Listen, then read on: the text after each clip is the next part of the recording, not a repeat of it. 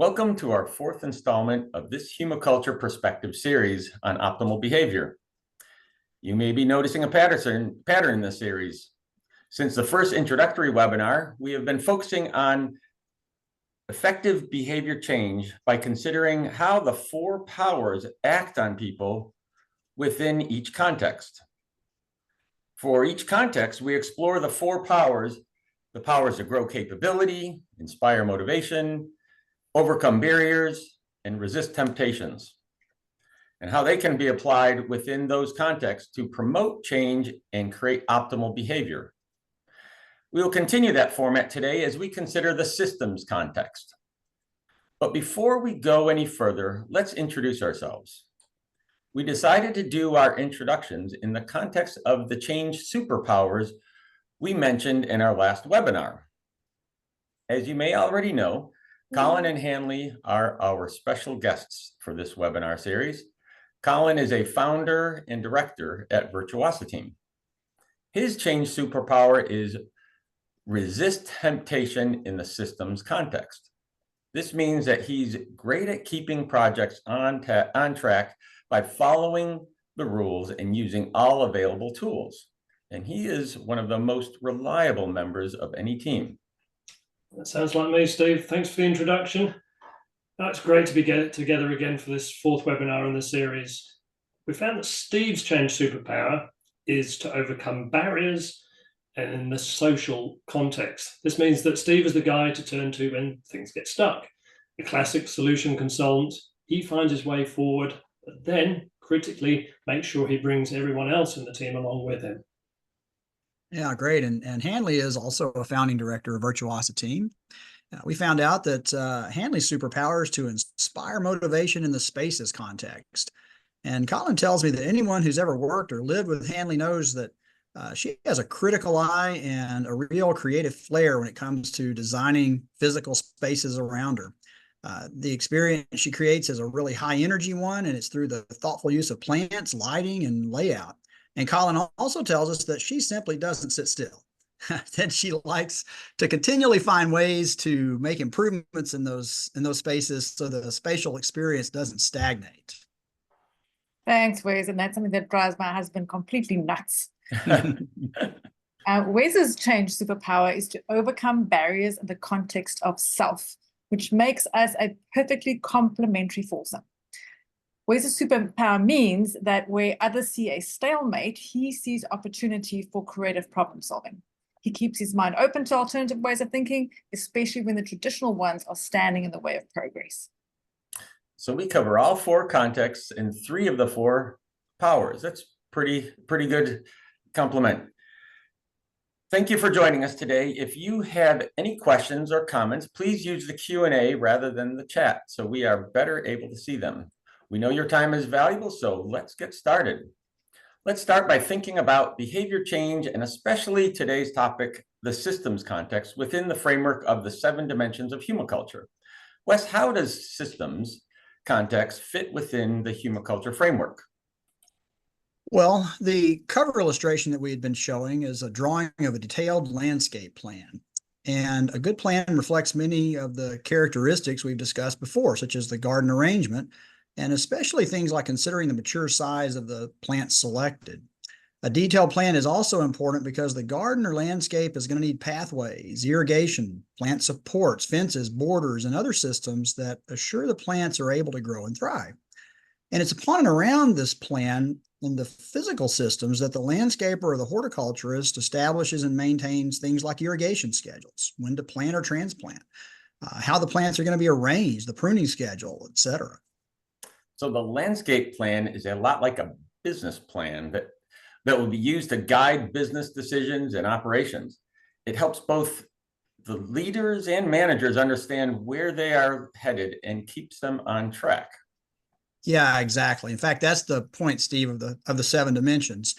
Every dimension has an impact on all the others, and that's the idea behind humaculture. The dimensions provide us with a better way to understand organizations, and they help us make decisions about an organization or a business in a more holistic, complete, and effective way. Decisions and plans that are made in the vacuum of a single dimension without fully understanding the influence of each of the other dimensions will not likely lead to a great deal of success. Horticulturists understand this principle, and they rely on the expertise of in each dimension to help them shape their overall approach. As we stress in each webinar, effective organizational leaders really have to do the same thing. You know, a great organizational leader needs to take a 7-dimensional approach as well. And today we're going to be talking with our colleagues at Virtuosa Team about the systems context, which is an indispensable aspect of creating a successful and thriving organization. Great. So let's spend a couple of minutes discussing why systems are so important. Sounds good, Steve. Well, while people are the reason we create organizations, organizations rely on systems to keep people on track, doing the right thing to get the job done. There are mechanical systems, policies and procedures, purchasing systems, fulfillment systems, etc. And as we mentioned, the image on the cover represents a detailed landscape plan. And ultimately, a gardener or landscaper or landscape maintenance contractor is going to maintain and operate and modify the landscape or garden within the context of that plan. And the systems themselves help inform which plants to choose, for example. And intentional behavioral design of systems has a huge impact on how the organization attracts, engages, grows, then retains, sustains, and transitions its employees. This is a great illustration. The systems context is a collection of influence methods that support behavior change linked to the business plan. And when the business plan changes because the company wants to move in a different direction and do things differently, and the systems based in influences are not adjusted to align to this new direction, it could result in resistance or even chaos. And although that might sound quite obvious, some of these systems influencing our behaviors are not so obvious.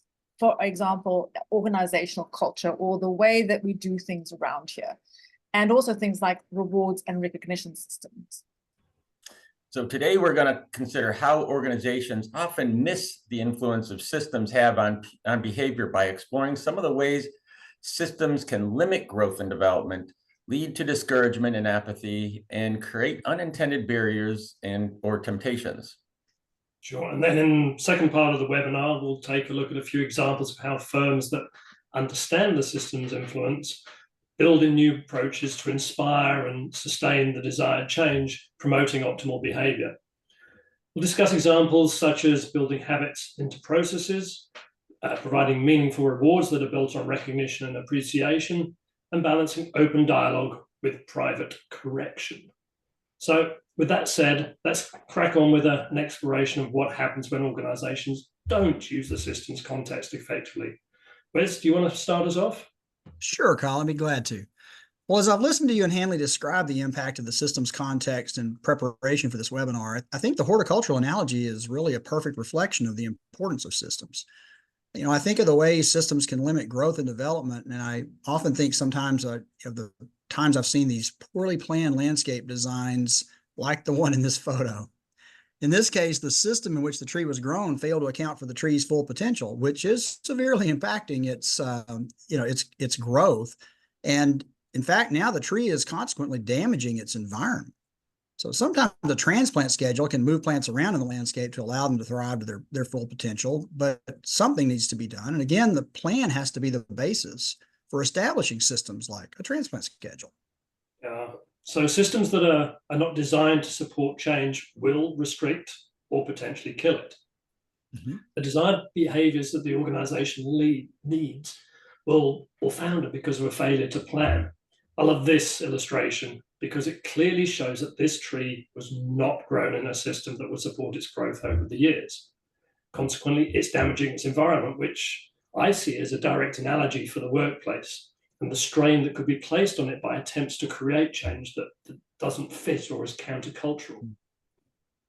This system might have been fine for another tree species with different characteristics, or if the system had resulted in the tree being moved on to a different location. But for now, the lack of an effective system is really cramping the potential for this one. Yeah, and in this example, the system restricting the tree's growth is a physical one. Many times the systems may be a policy or procedure or simply an unspoken rule related to that organizational culture. few employees will seek to engage in optimal behavior if the inertia of the culture is constantly discouraging change in that direction.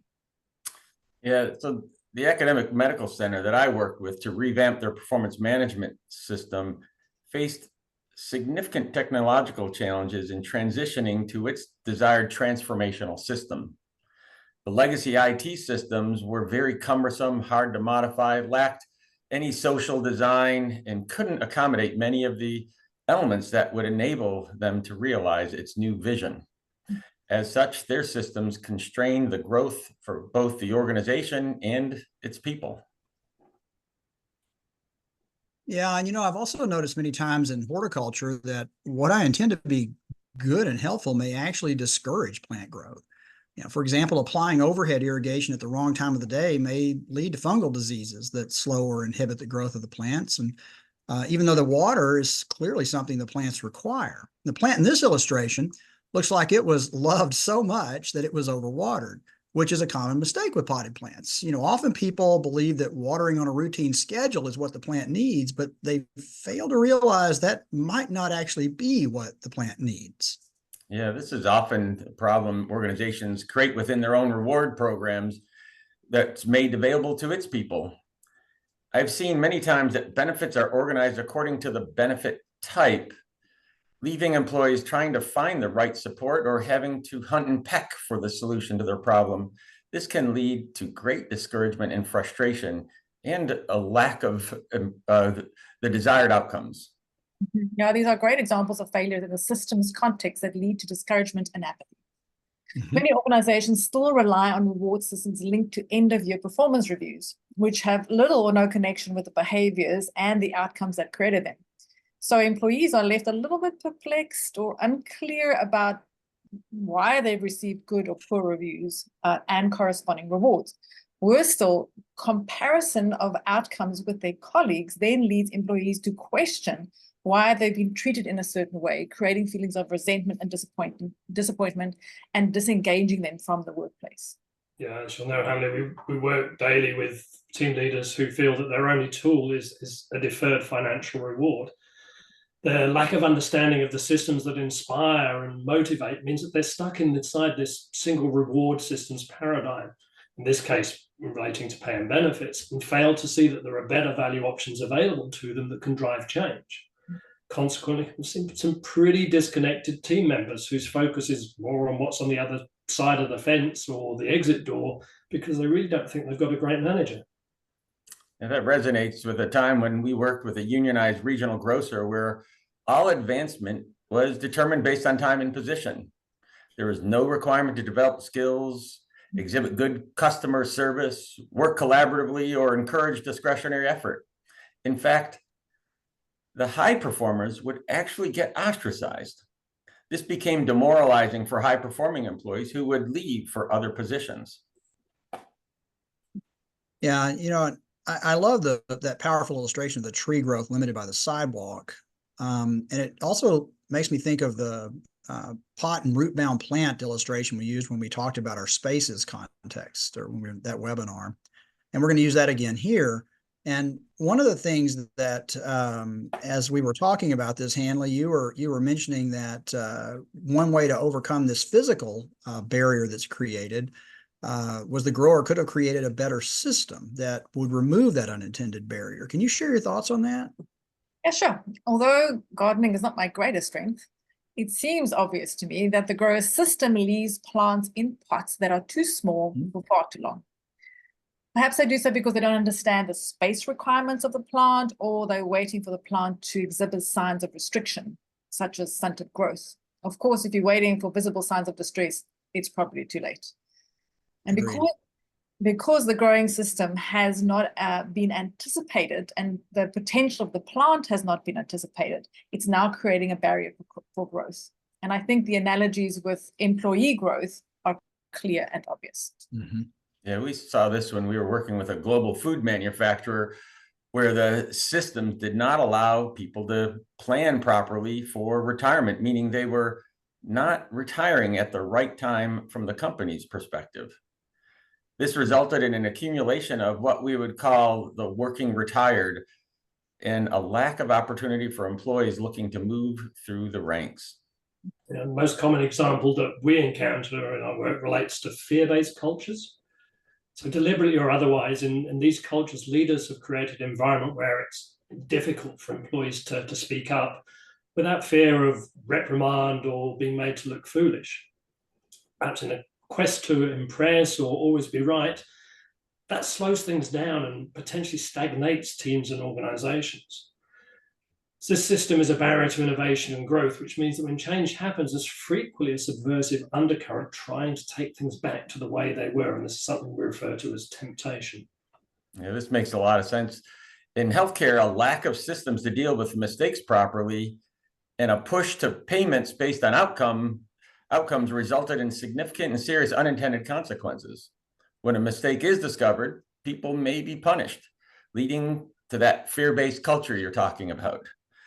As a result, mistakes wouldn't be reported, root causes wouldn't be identified, solutions wouldn't be developed, and the same makes would occur again and again. And as we've shared in our previous webinars, we believe that the key to driving optimal behavior is to understand the influences that act on people as experienced the four powers and the four contexts in which those forces operate. The contexts in which this occur are largely invisible and unnoticed, and yet they are extremely powerful. We use this example of the fish to help us remember that water wholly defines fish's life, but they swim around blissfully unaware of the context that gives them that life. In the context of systems, the goldfish needs food to survive and grow. So there is either a human feeding the fish on a regular basis, or there is a machine that releases food into the water regularly. So as I've said in previous webinars, the key is to intentionally create the conditions for change to happen more naturally and more consistently. So in this analogy, if you want the fish to, say, grow faster, you can optimize its nutrition, either providing more, but not too much, or better food. The fish doesn't know who's feeding it or why, but by changing the feeding system, you can optimize its growth. Okay, so we've considered a lot of deficiencies here surrounding the systems context. So Hanley, in light of these ideas, can you tell us a little bit more about how organizations that understand the systems context better can more effectively promote the desired behaviors? Yes, when we think about the formula for change, you'll recall that it is critical to help people grow capability. The systems employed by an organization, those intentionally designed, as well as those that just fall into the way that we do things around here, represent an excellent opportunity to build habits into processes. Yeah, let me jump in and just explain why we picked this particular illustration. This is a photo of an espaliered fruit tree. And the grower here followed a very intense system of pruning certain branches and tying up other branches to promote growth in certain directions. And this system of pruning and tying up branches builds optimal growth habits and makes the fruit tree healthy and more productive. And in fact, it creates habits that allow for success that the tree would not have been capable of achieving without this well-designed system. Yeah, so effective organizations can do effectively the same with the systems that are necessary to carry out the business's operational processes. So, for example, we work with an organization to build the organization's purpose into meeting invites and agendas so that the purpose was well known, easily recalled by all employees, in particular those in the meeting, and it could readily be used as a guide for meeting participants on which to base decisions. In another, we increased the amount of recognition and appreciation that was delivered by adding that to meeting processes. Everyone was required to appreciate at least one other participant in the room for their contribution at the end of the meeting. So going back to that academic medical center I mentioned earlier, that redesigned their performance management system to be an ongoing conversation.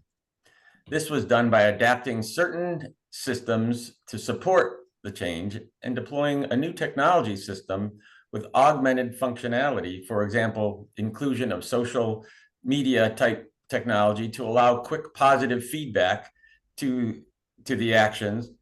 The systems also prompted managers to have that ongoing conversation as well as collect and provide feedback during and after each project. They made the habit of immediate and continual feedback a part of the performance review system. That's a great example of attaching a new behavior to existing processes. And the gifts feedback model we talked about in the previous webinar was an illustration of that as well.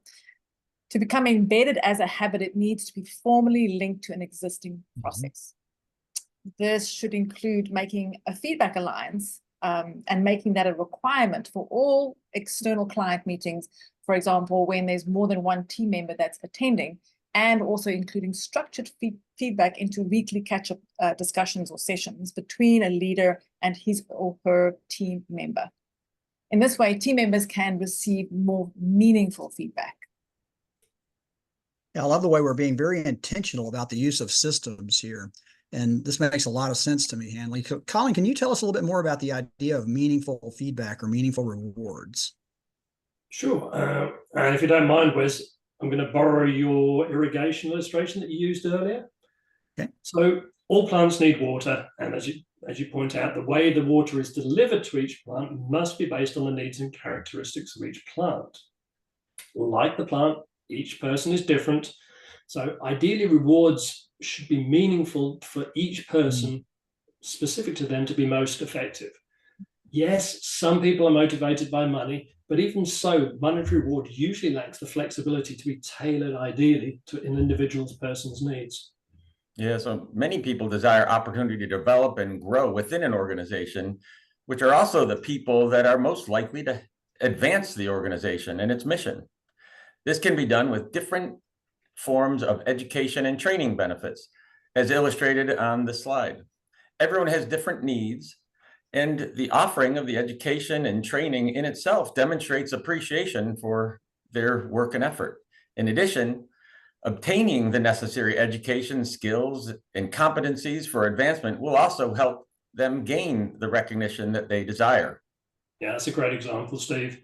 It's often more effective to deliver reward in the form of appreciation and recognition, but quite often it costs nothing. The best ways to deliver this are verbally in an open forum, but not necessarily in a large gathering of people, as some people find that a little intimidating. Handwritten thank you notes are a tool that seems to have been lost in the myths of technological evolution, but can tell you from experience they have a far greater impact than anything that could be achieved with an email. 100%. And each person is unique at a different life stage with different interests and different health concerns from one another. The wrong rewards may well be discouraging and lead to apathetic employees. Well-matched rewards, on the other hand, will motivate and excite.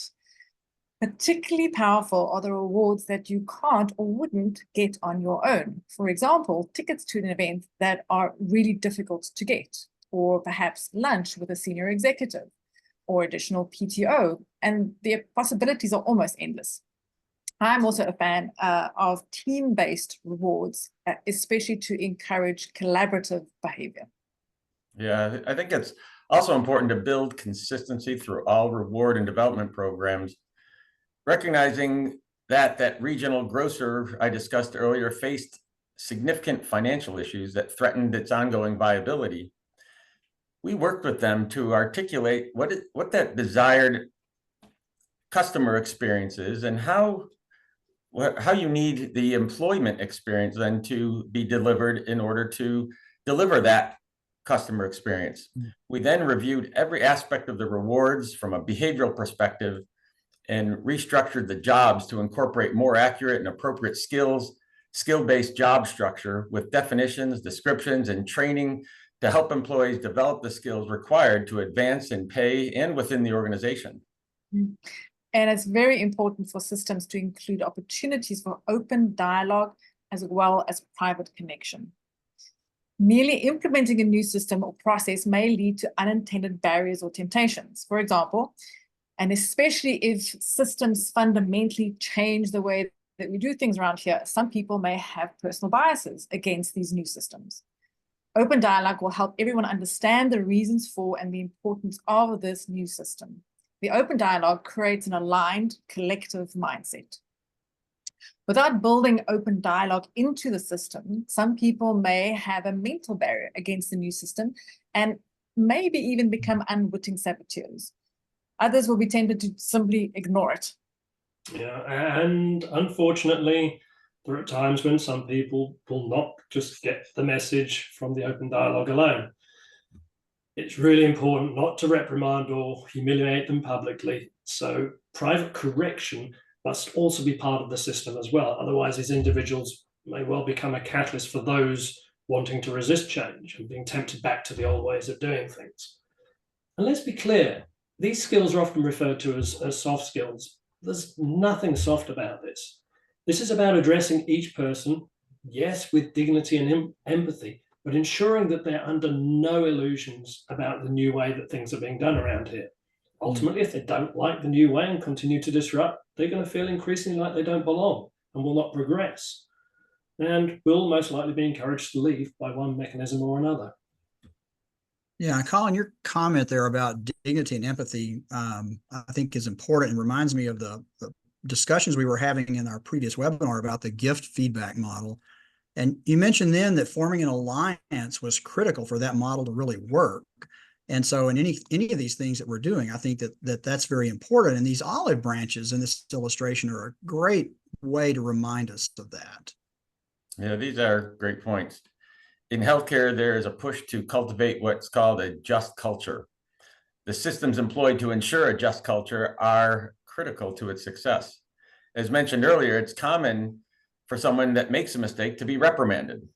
However, in a just culture, when someone makes a mistake, you make them the leader of the team to develop a solution to ensure it doesn't happen again. Well, I think this discussion really helps me see a lot better just how powerful systems are in influencing behavior and behavior change, and perhaps how little we sometimes think about them. But at this point, Steve, we just got a few minutes left. Do you want to wrap things up for us? Sure, Wes. We all know there are many behaviors we should and probably would like to change. Today, we focused on the systems context, and it's obvious to me that there is a lot we can do to improve our health, performance, and productivity, and more by adjusting and aligning both the visible and less visible systems that guide us each day. The methods set out by Hanley and Colin to build new habits into processes, provide meaningful rewards, and carefully balance open dialogue and private correction all resonate with me. I can also see how we would apply them in various situations that we encounter. Okay, we've got just 2 more sessions as part of this series, and we'll continue to go every other month on the 3rd Thursday of the month. The next session is on Thursday, May 16th, where we will cover the final context, the social context, before we wrap up on July 18th, where we'll talk about how to reap the fruits of the optimal behaviors through all that we've discussed over the first 5 sessions.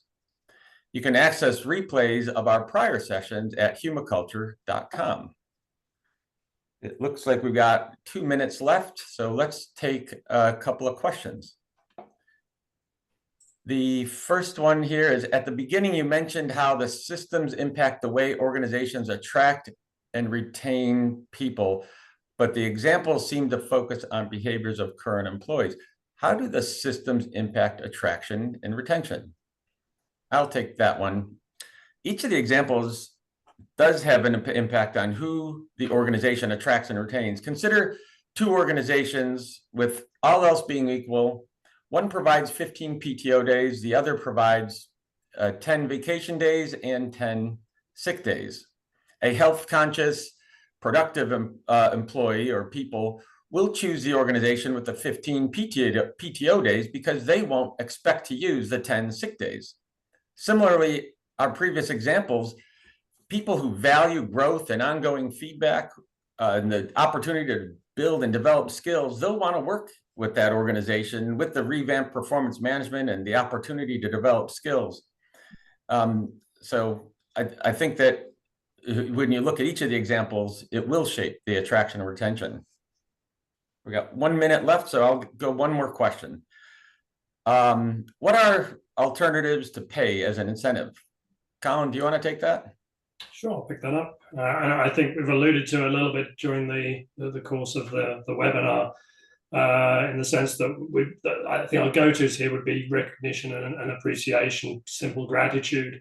They can be powerful motivators and an incentive to perform if delivered appropriately and in the right way by managers. And we're not advocating for the removal of monetary reward. That needs to be there. And ideally, you augment the two and run the two alongside each other with an action generating some feedback, which generates some gratitude, which leads to a reward.